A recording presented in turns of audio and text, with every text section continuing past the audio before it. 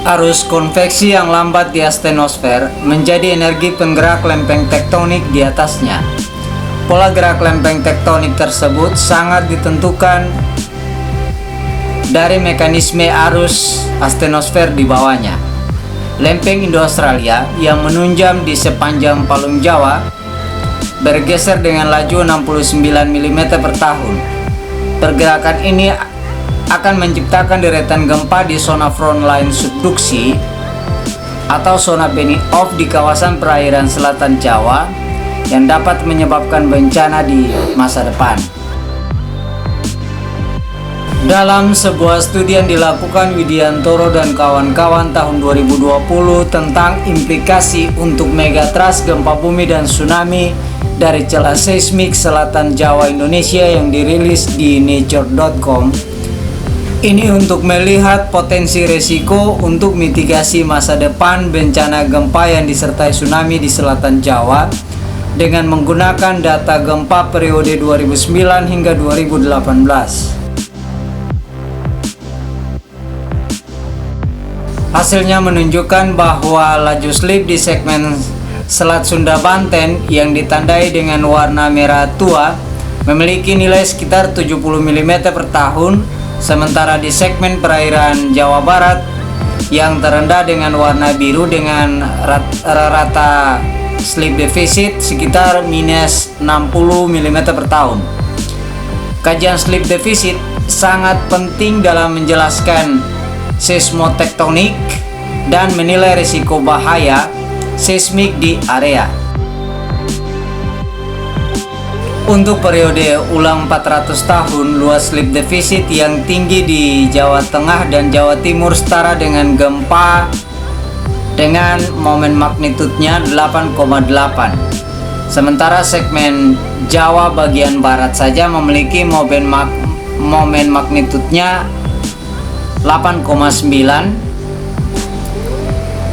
dan sedangkan jika kedua daerah tersebut pecah dalam gempa tunggal, ini akan menghasilkan kekuatan gempa hingga 9,1 skala Richter.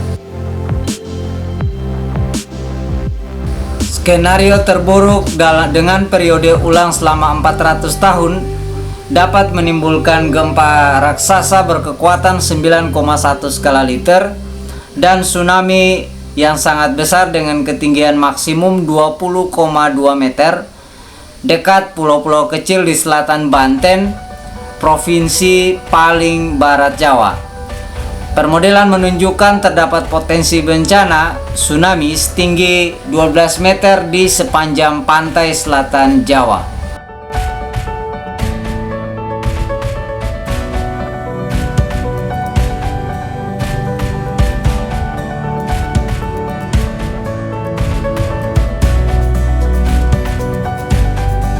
Dengan mengacu pada hasil tersebut, kita juga dapat melihat bagaimana mekanisme tinggi tsunami 12 meter tersebut saat memasuki kawasan Pantai Baron di daerah istimewa Yogyakarta pada permodelan ini.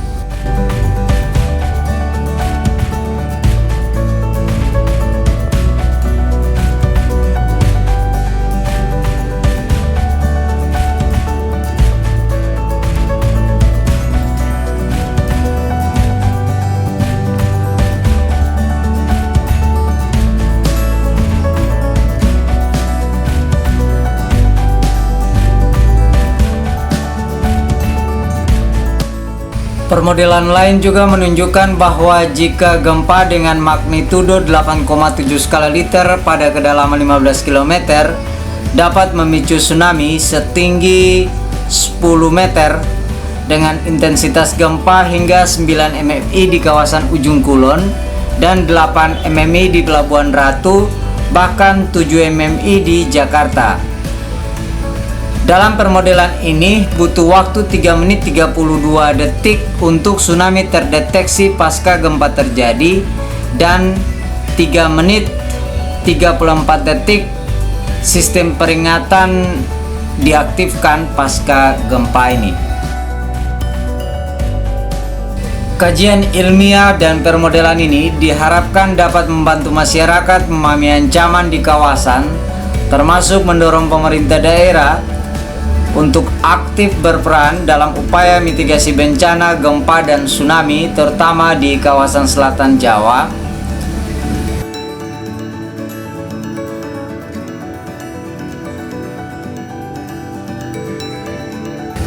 Tidak ada tempat yang aman di dunia ini, jadi tugas kita adalah menyesuaikan diri hidup di zona risiko bencana.